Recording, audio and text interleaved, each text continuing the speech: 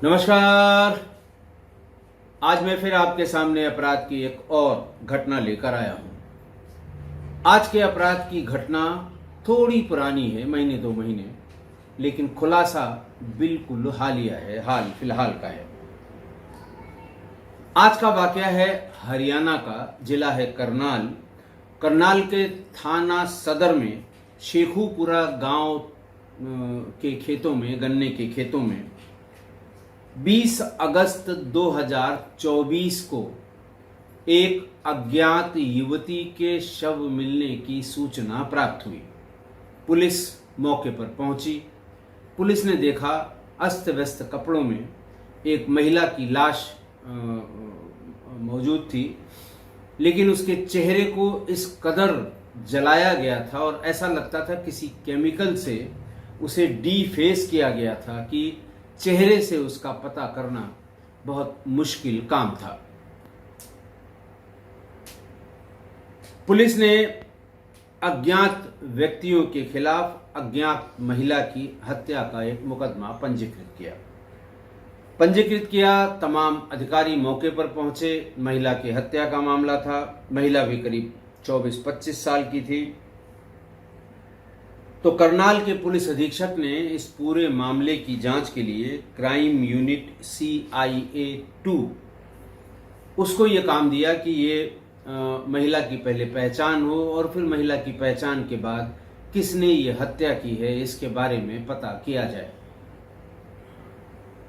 Sub inspector Dasharath Singh को ये काम दिया गया और उन्होंने मौके की फिर से जांच पड़ताल की, तमाम फोटोग्राफ निकाले, अखबारों में छपवाया और जो संभव जो SOP है अज्ञात शव के बारे में, वो सारी SOP फॉलो की। जिलों में बताया, कोशिश की कि कोई अगर गुमशुदगी लिखी गई हो इस तरह की महिला की तो उससे उसको कोरिलेट किया जाए।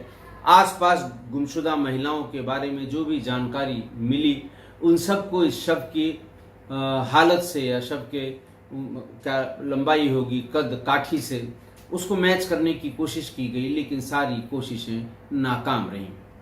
बहरहाल उनको किसी ने फ़ोन से ये सूचना दी कि ये पूजा नाम की महिला है।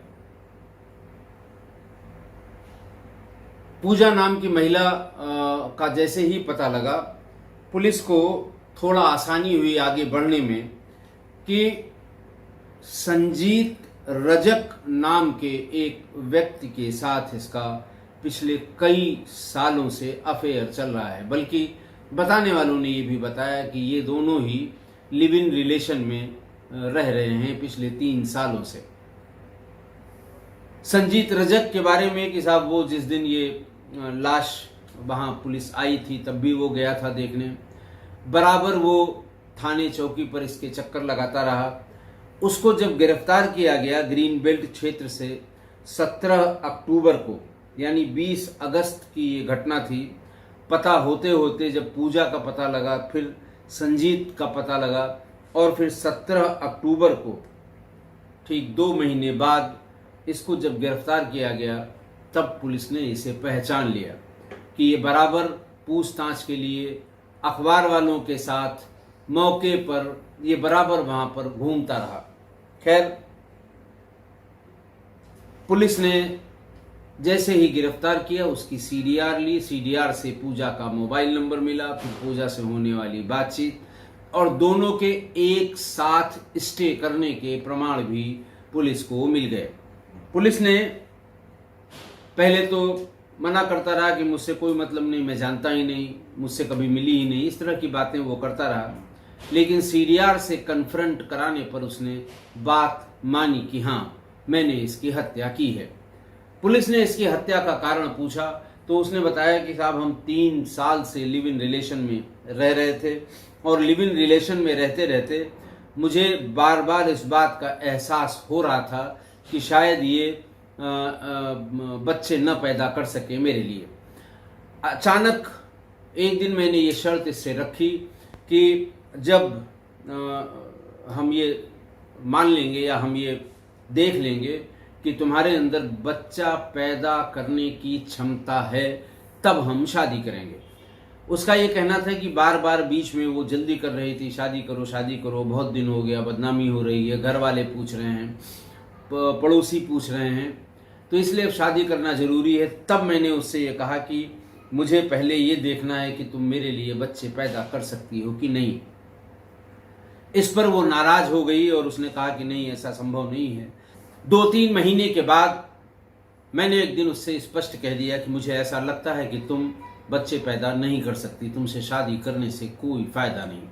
वो मारपीट पर उतारू हो गई, बहुत नाराज़ हुई और उसने कहा कि मैं तुम्हारे खिलाफ बलात्कार का मुकदमा लिखवाऊंगी।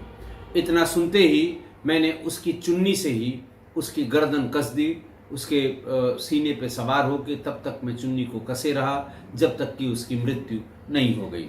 एक बार उसके मर जाने के बाद फिर उसके डिस्पोजल के लिए मुझे चिंता होने लगी कि आखिरकार मैं इसे कैसे यहाँ से हटाऊं। कल को कोई न कोई बात ये पकड़ में आ जाएगी, पुलिस मुझे उठा कर ले जाएगी, फिर मुझसे पूछताछ करेगी और मैं फंसूंगा, जेल जाऊंगा।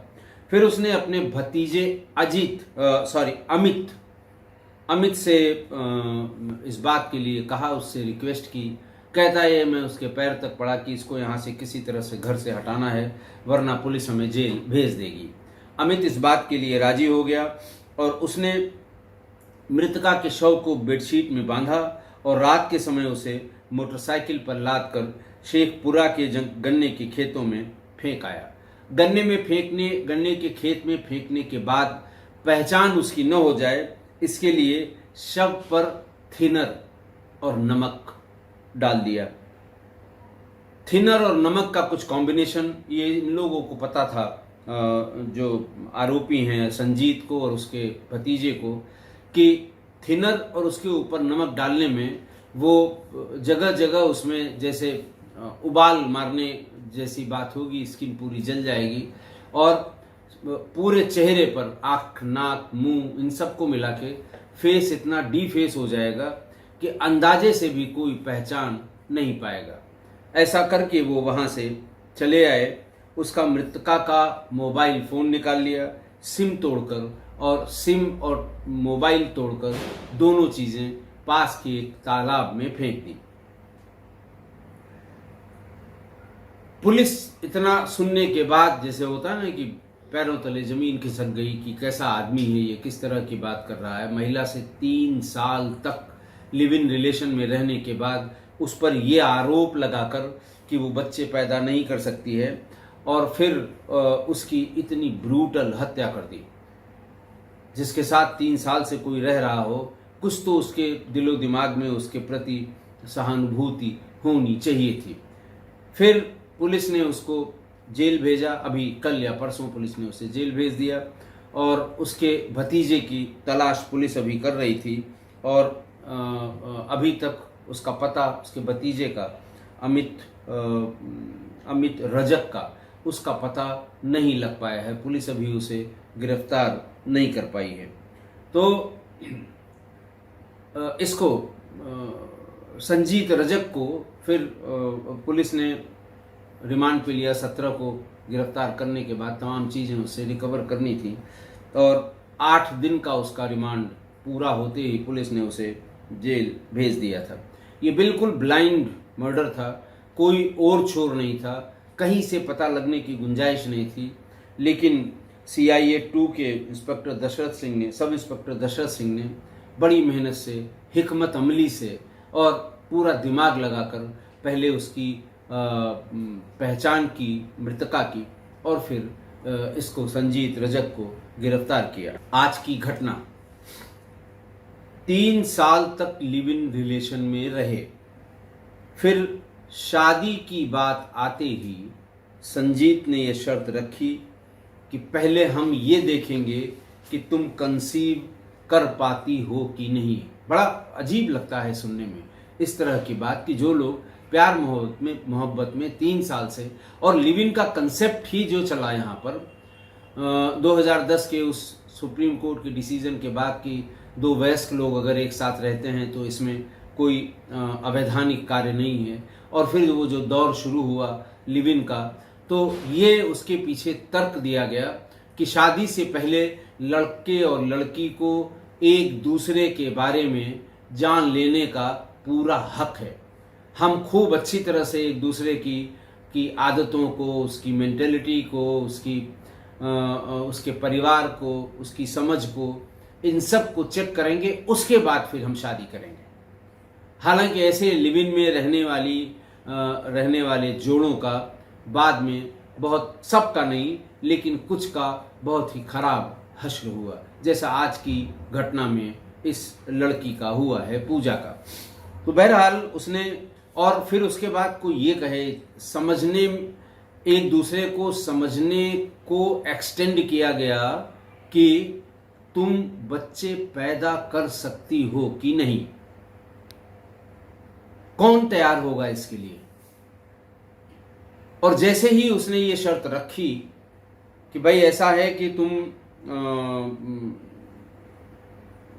जब प्रेगनेंसी प्रूव हो जाएगी तभी हम शादी करेंगे, उसने साफ मना किया कि नहीं, ऐसा नहीं हो सकता, प्रेगनेंसी मेरी हो जाए, कल को तुम मना कर दो और फिर बिना शादी के हमारी प्रेगनेंसी होने के बाद मुझसे कौन शादी करेगा, मुझे तो घर वाले भी घर के बाहर निकाल देंगे, इसलिए ये संभव नहीं है। फिर बातचीत हुई, जैसे कहते हैं ना कि वो तय तोड़ किया गया कि अच्छा चलो ठीक है, प्रेगनेंसी टेस्ट पॉजिटिव होते ही टोटल पीरियड 90 दिन के भीतर हम मेडिकल टर्मिनेशन ऑफ प्रेगनेंसी यानी MTP करा देंगे। मतलब गर्भ को गिराने वाली बात, नष्ट करने वाली बात, कि 90 दिन के भीतर ही गर्भ नष्ट करेंगे डॉक्टर साहब लोग, तो हम नष्ट करा देंगे और तुरंत बाद में शादी कर लेंगे। पूजा इसके लिए भी राजी नहीं हुई। उसने कहा कि हम MTP क्यों कराएंगे, मेरी पहली संतान होगी ये, हम क्यों कराएंगे MTP, हम बिल्कुल नहीं कराएंगे, हम कतई नहीं कराएंगे, और हम तुम्हारी इस बात से सहमत। फिर वो दोनों में तलखी बढ़ने लगी। फिर एक समय पर ऐसा लगा कि शायद संजीत के दिमाग में कुछ और है और वो लड़की को छोड़ भी सकता है। पूजा को लगा कि अगर इसने छोड़ दिया, 3 साल हो गए साथ रहते हुए, घर परिवार के लोग जानते हैं, समाज के लोग जानते हैं, अगर शादी न हुई तो मेरा तो समाज में निकलना दूभर होगा, मुंह दिखाने काबिल मैं नहीं रह जाऊंगी। ये सोचकर उसने एक उसका वाया मीडिया निकाला। उसने कहा कि ठीक है, जैसे ही प्रेगनेंसी टेस्ट पॉजिटिव आ जाएगा तुम मुझसे शादी करोगे, तभी मैं इस बात के लिए राजी हूंगी। उसने कहा अच्छा ठीक है। 3 महीने बाद अचानक उसने एक दिन, संजीत ने कहा कि अब हमें कोई शंका नहीं रह गई, 3 महीने हो गए, तुम कंसीव नहीं कर पाई, हम तुमसे शादी नहीं कर पाएंगे। जब तुम बच्चा ही नहीं पैदा कर पाओगी, कर सकती हो या करोगी, तो फिर तुमसे शादी करने से क्या फायदा।